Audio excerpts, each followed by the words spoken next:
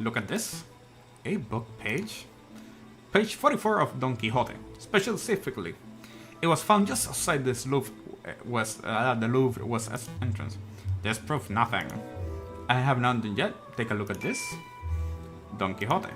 This is the book Prince Juan has been reading in jail since his arrest. I believe he has had it in his person for some time. And yes, page 44 is missing. That was the first thing I checked. You do realize what this means, don't you, Severin?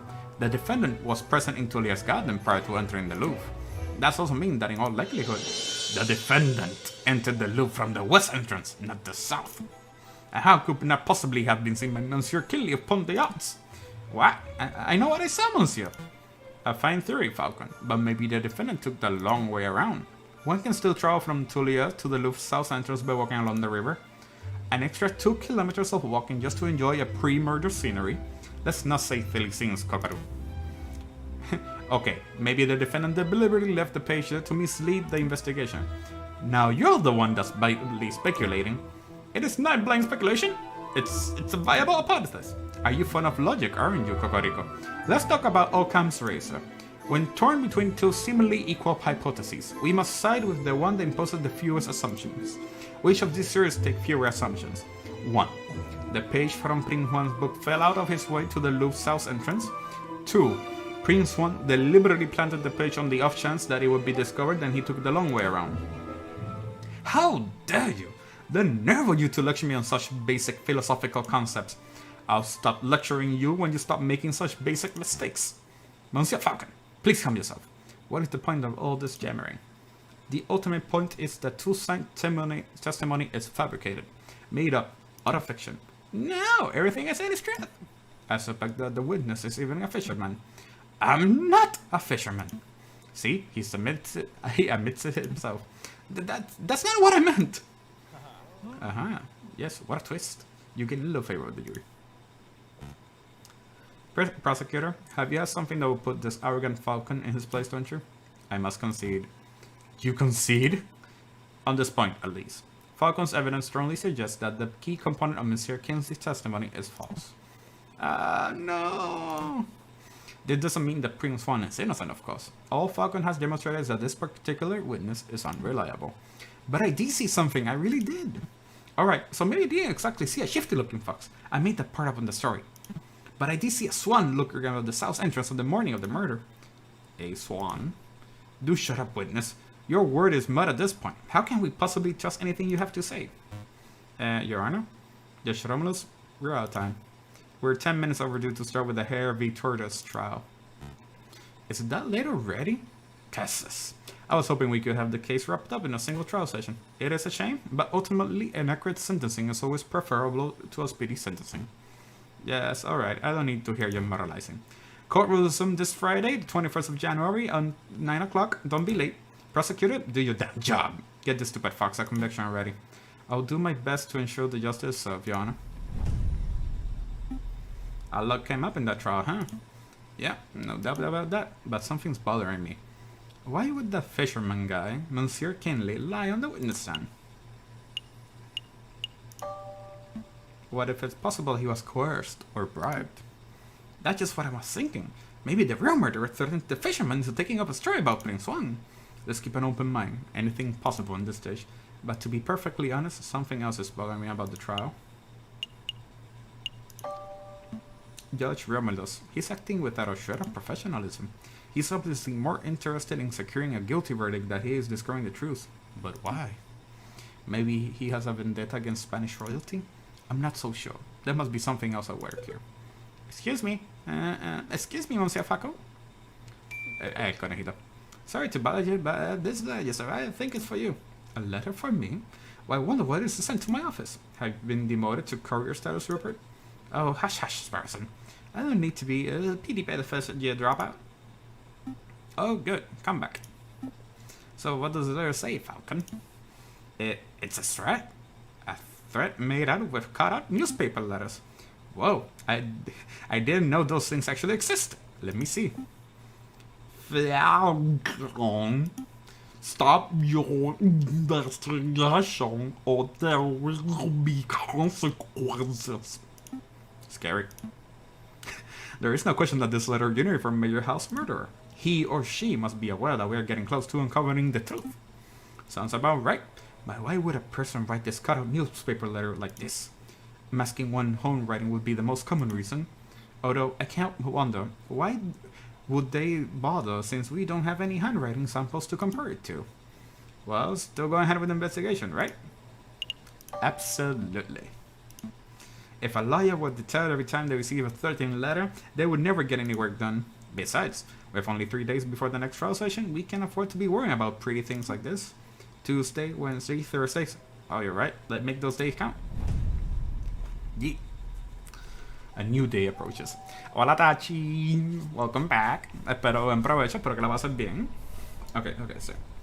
Le concierge. For the famous concierge person, accusation, Canayo, Chocolate Emporium, Palais de Louvre. Ok, el Palais de Louvre no es. El Canayo fuimos y estamos betting people y todo eso, no sé. Vamos para el concierge. Vamos a hablar con Juan. You again. Visiting us our hour. Come back later. It's no time for your quibbling, monsieur. Stand aside. Can't talk to me like that. I most certainly can. We have reason to believe that you are housing a suspect under false pretenses. That is a direct violation of Titles 204B and 488C of the French Criminal Code of Justice. Failure to comply with our request will result in you, yes, you, monsieur, being held directly responsible for any consequential legal action. Alright, no need to break out the legalese on me. I'll go open the cell. Well, Falcon, how do you memorize those criminal codes? Memorize? Come on, Sparrowson, learn how to bluff. Deception. Ah, Senor Falcon, it is so good to see you again. I hope you have some good news about my case, I hope. Comfort politely. Listen, Juan, in order to maximize our chances of successful trial, I need to know every bit of information. I can't work with half-truth. If you're telling me one thing and the prosecution evidence tells me another, then we're both in trouble. I'm afraid I don't qualify, senor. How do you want me to spell it out? I know you are not the Prince of Spain. I know your name is not Juan Querido. Where is this coming from? I assure you, senor, that I am one good plane. If you want your trial to be farce, then you don't need my help. Come, Sparrow, we're leaving. Wait. Calm yourself, Monsieur Falcon. I'll reveal all. Do you say, Monsieur? What happened to your Spanish accent? You're suspicious and well played. Juan Querido is not my real name. I am not a Spanish prince. That was just a person I concocted for the purpose of getting arrested. Why would you want to get arrested? You're putting me in a difficult position, monsieur. If I tell you the full story, I will be putting someone else in danger. Guess how about this? I'll tell you a story. I like stories. There was a girl, a mademoiselle who was in great deal of debt. Everyone has debt this day, monsieur. Indeed, but this particular mademoiselle was indebted to a very powerful man, and that man wished to collect. The mademoiselle had no means of paying, so the man offered her a deal. Murder this man, I will forget what you owe. Refuse, and I will reap what I owe from your parents. With no alternative options, the mademoiselle accepted. But another man, a gallant knight with a foolish archaic notions of chivalry, heard the mademoiselle story. The knight knew that the murder was inevitable, but he saw a way to take the fall in the mademoiselle's place. Do you understand what I'm saying, monsieur? I do. I understand, monsieur. To be honest, I was on the side of allegories. Storytelling was never my strong suit. But I'm glad you're seeing things from my perspective. Hopefully, that sheds some light on the situation. If I may ask, monsieur, why did you not just go to the police with the information that you had? The police are not always an option. What is a man to do when the justice system itself is in the problem? I will let you know when I figure it out, monsieur. Dwell on it. Perhaps we should talk about something else in the meantime. What is your real name? What's in a name? It's an empty label, a vapid reflection of who we really are. Today I am Juan Querido, Prince of Spain. Tomorrow I may be Bruno Reyer, a pauper living under the bridge of the Seine. But that doesn't change who I am or what I do. That really didn't answer my question.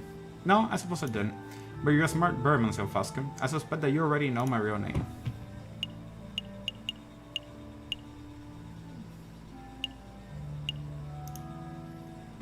You're Renaud Fulpes, private investigator.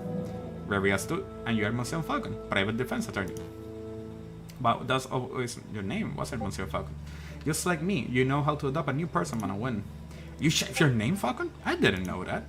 This isn't about me, Juan, Renard, Monsieur. We're trying to uncover the truth here. Of course. So what truth is it that you're attempting to uncover, Monsieur Falcon? I don't have any more questions for you, Juan. I think we learned all I can do. Really? I don't feel like we learned it very much. Oh, Monsieur Falcon, before I forget, could you find Mousy and ask him whether the birds have successfully flown south for the winter? Whether the birds have flown south? What is this, some sort of code? Something like that. But rest assured, Monsieur, that this does directly pertain to the case. Well, if we have time, I'll be sure to let Mousy know. Let's make a move, Parson. Trial day is approaching. Right. Huh. So la tipa. Okay. RM associates. Okay, look. Mousy. Oh, customers. Ah, shit. So, la digo muy rápido. Mala mía. Ah, it's you two. Mousy, what are you doing here? Ah, this is where I work. See? RMN, Renard and Mousy. Monsieur Renard, Vulpes, and I carry out those investigations together. Although, to be completely honest, it's normally Monsieur Vulpes who chooses which cases to take on. Mousy, we have a message for you. It's from Prince Juan himself.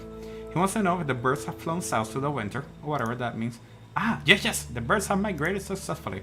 But Monsieur, I mean, Prince Juan told you that, then that must mean he trusts you. He must want you to take these. Go on, take them. These are used train ticket stuff? Look, 2 people took a railway trip to Vienna. What exactly is the point of this, Mousy? Prince Juan said that they would help with the trial. See the names. Gautier Signy, Nicole Signy. I recognize the name, but I don't know who these people are. Neither do I, really. Monsieur, I mean, Prince Juan just told me that they booked train tickets for these people and then they make sure they caught the train. And so, that's what he did. Strange. I'm not sure actually how the stubs are supposed to help with the trial, but I'll keep hold of them just in case. Let's go, Sproulson. I'm done playing courier. Good call. A new day. Okay, so then we'll one more place. To the office? Ah, shit. Okay. So here we go.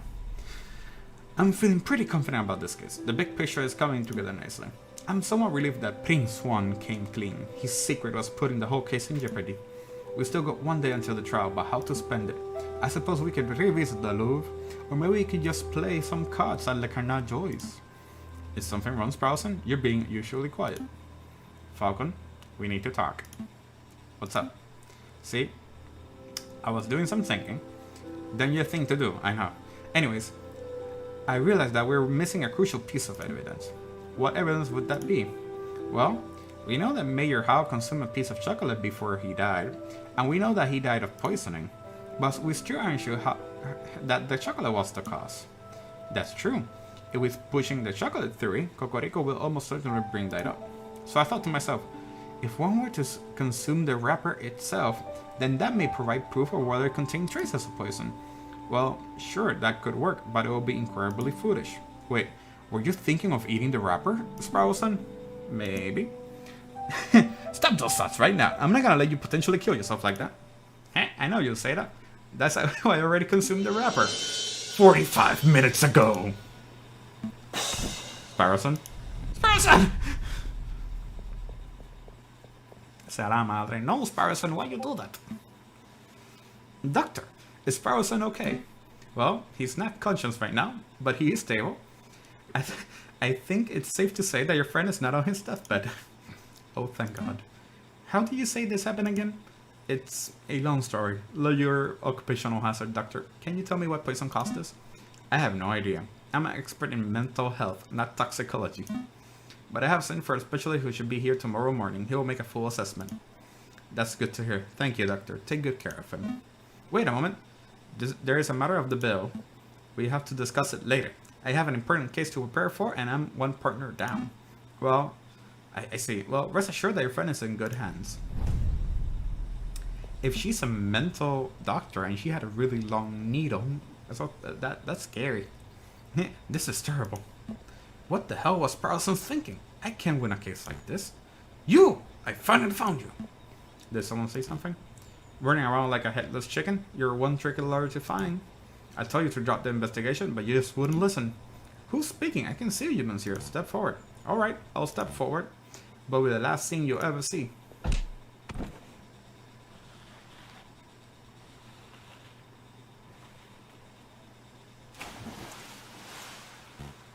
Au revoir, J.J. Falcon. Ok. Tuco. Oh, 100 Hero, perdón. Es un visual novel donde tú eres un abogado y entonces tienes que deal with cases. Piénsalo como Zootopia Attorney, Ace Attorney, but with animals instead. Y it's really fun. It's really cool.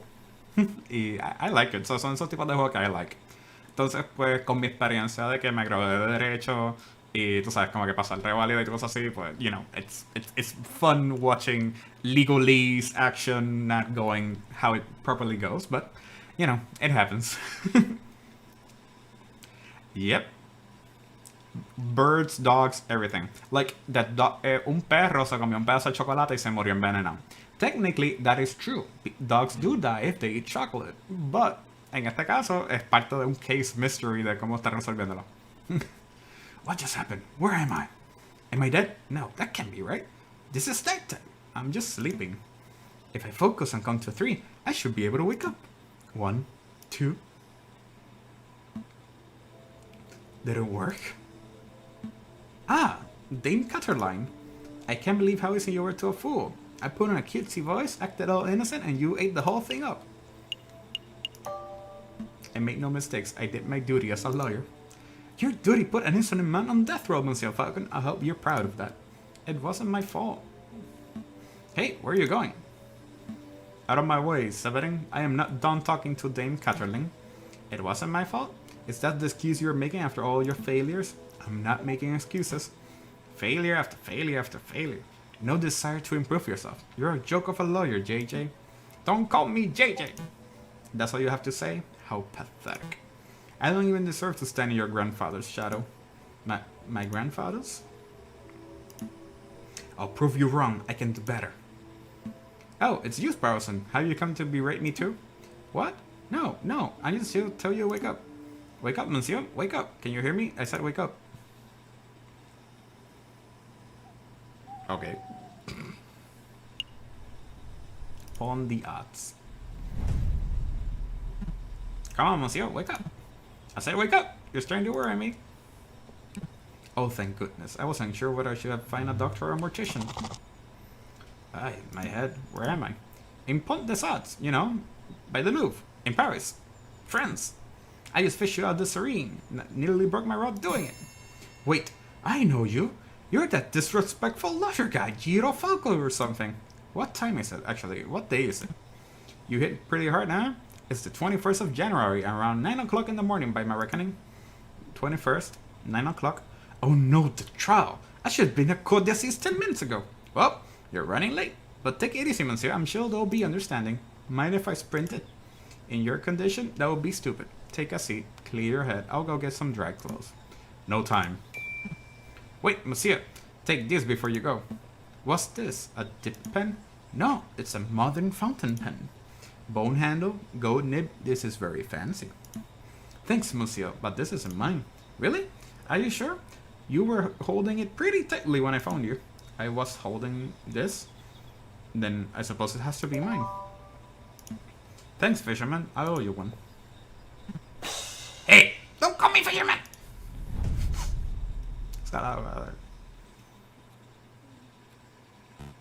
It's 9 o'clock. I believe it's time for the roll call. Is the defense not present? Just such unprofessionalism. If there is no defense, then this trial cannot proceed any further. We must make a ruling based on evidence that are already presented. I will not converse with the jury, which shall decide whether Prince Juan is guilty of murdering Major Howe and for conspiring to murder the king. Your Honor, may I have a word? Fine, but make it quick. I'm a firm believer that trial must be orderly and punctual. There is no room for wishy-washy dilly-dallying. But it seems somewhat rash to end a trial session the moment it is due to start. Perhaps it would be prudent to wait 5 or 10 minutes in case the defense is a little tardy. Then the trial still has a chance to proceed and justice will be served. You are the prosecution, are you not? You have nothing to worry about. A guilty verdict is all but guaranteed. Your Honor, you appear confused. I am not here to secure a guilty verdict. Of course you are. You're a prosecutor. By definition, you're here to prosecute. No. My job description is to prosecute. but I am here in this courtroom to ensure that justice is served. An unfair and unbalanced trial is not in the spirit of justice. That's very noble of you, but if the defense is absent, then there is little that can be done. I'll hear no more about this matter. Now I will talk with the jury. The defense, Your Honor. You're too late, Falcon. Mon Dieu, JJ, you look like a total mess. Did you make a morning swim in the Seine or something? Something like that. Your Honor, we're all present. We are only 3 minutes over schedule. Let's not needlessly dirty the poor name of justice. Rules are rules, prosecutor. Falcon clearly has no respect for legal procedure. Frankly, for turning up while looking like a drowned rat, I ought to hold him in contempt of court. Your Honor. But Your Honor. Rules are rules. One more word out of either of you and I shall have you both disbarred. It's a pity. The King of France was most looking forward to standing behind the witness podium. The King of France? He's here? Oh, are we knowing the trial though? That's a pity. Your Majesty, we're surprised. We'll see you. You know, it's my 7th time to figure out a would-be assassin. And the first time seeing a trial where the case has ended before it even began. Well, the defense is he was late and, Oh, bish bosh. France didn't become a great and dignified kingdom through this ruse of punctuality. Let's go ahead with the trial. It'll be fun. Look, I'll say the oath to get us started. I swear to speak there without hate and without fear, to tell the truth and nothing but the truth. Did I get it right? That was perfect, Your Majesty. JJ, I trust you have no objection with the king testifying? No, no objections here. Go ahead with the trial. It's fine with me. And you surely wouldn't stand in the way of the king, would you, Your Honor? Yeah, fine. Proceed with the cursed trial. Excellent. Now, Your Majesty, can you tell us your activities on the day of the murder? My activities? Well, I started my day with tea and toast as normally do. I dressed in my PJs at the time. I think you should skip ahead a little perhaps your arrival at the Louvre. Oh, right, of course. My entourage and I entered through the Louvre's south entrance around 9 o'clock. We passed through the Salle du Tribert with little fanfare. At the Grand Gallery, I unveiled a new painting and gave a short speech to inspire the citizens who attended. That's when I was approached by a man claiming to be the Prince of Spain. He presented a rose, which was taken by Mayor Howe, and well, I think you know the rest. Indeed we do, Your Majesty. Madame and Messieurs of the court, we have here is another testimony that establishes Prince Juan guilt. This is no ordered testimony, in the testimony of perhaps the most trustworthy man in all of France. Oh, you flatter me, Prosecutor. But I'm the trustworthy in the kingdom, right? I have no doubts, Your Majesty. Nonetheless, I would like to perform a cross-examination. How dare you doubt the king? The utter nerve! Oh, calm yourself, Judge. I have no cause to stand in legal position. Defense, please proceed. I want to see your best courtroom drama material. So do I. Okay. This is true. Yo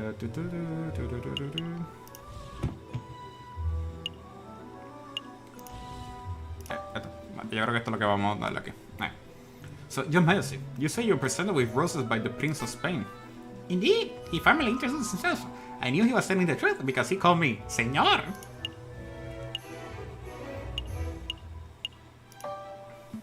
I find it curious the Mayor House snatched the rose before you could take it. Why did he do that? The Mayor House was being a protective fellow. I think he was just doing his diligence as a royal guard. And given how well he took the figurative bullet for me, I would say that he did his job well. Well, I can argue with that. Your Majesty, prosecutor, members of the court, brace yourself because I have a revelation that will turn this trial on its head. Juan querido, it's not the Prince of Spain. That's not a revelation, Falcon. It isn't?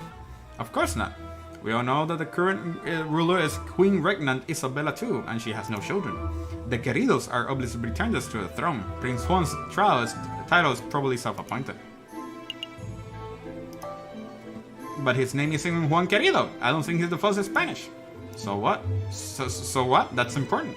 JJ, what's important is that the man is accused of committing murder and conspiring to kill the king. The man name is Roman. He could be Juan Querido or Bob Scrooney for all I care. It doesn't change the events in the morning of January 6th. I suppose that's true. Huh.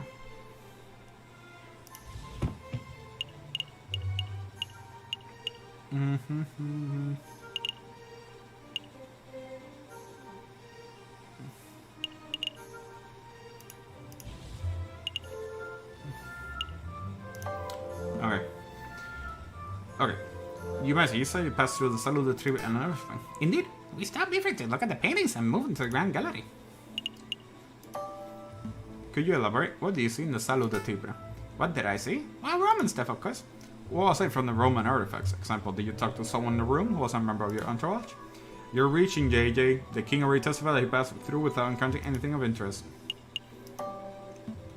I have reason to believe that there was a key moment on the day of the murder. I want the king to elaborate on what and who he saw.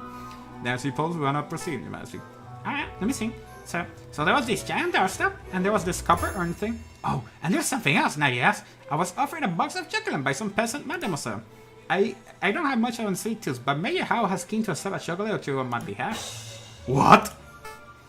Well, would I say something, Talon, prosecutor? No, please continue, Majesty. I think the prosecution is started because he just came to a realization of that I was not spouting drivel in the previous trial session. Well, that's debatable. To cut a long story short, Your Majesty, this mademoiselle may hold some relevance to the case at hand. Can you describe her? Really? She's relevant. Well, let me think. I didn't get a look at her face, but she was a sorry-looking swan, probably in her late teens or early 20s. A young, sorry-looking swan, you say? I don't suppose her name was... Mademoiselle Signe. Signe. That sounds familiar, but yes, I think that was it. She was called Mademoiselle Signe. I see. Then this is undoubtedly significant. Mademoiselle Signe gave chocolates to Major Hall minutes before he died. Now just 1 minute. I see what you're alluding to, JJ. You're suggesting that the gifted chocolate killed the Major. But that line of reasoning holds no weight because the evidence is circumstantial. Circumstantial, my tell, fellas. The king just testified that the Major Hall ate chocolates. Yes, that much is no longer in dispute, but you still have no proof that the chocolates were poisoned. Without that, we must assume that you Swan was merely offering a gift, rather than speculating that she is a murderer. Yes! Shame on you, defense, implicating a poor innocent girl like that. Absolutely disgusting. Why ought I end this trial? Hold on. I do have evidence that the chocolate was in fact poisoned. I don't believe you, JJ. If you had a piece of evidence that's significant, you would slam it down already. Present it. Well, I can't. It's not really the evidence former type of evidence. Why am I not surprised?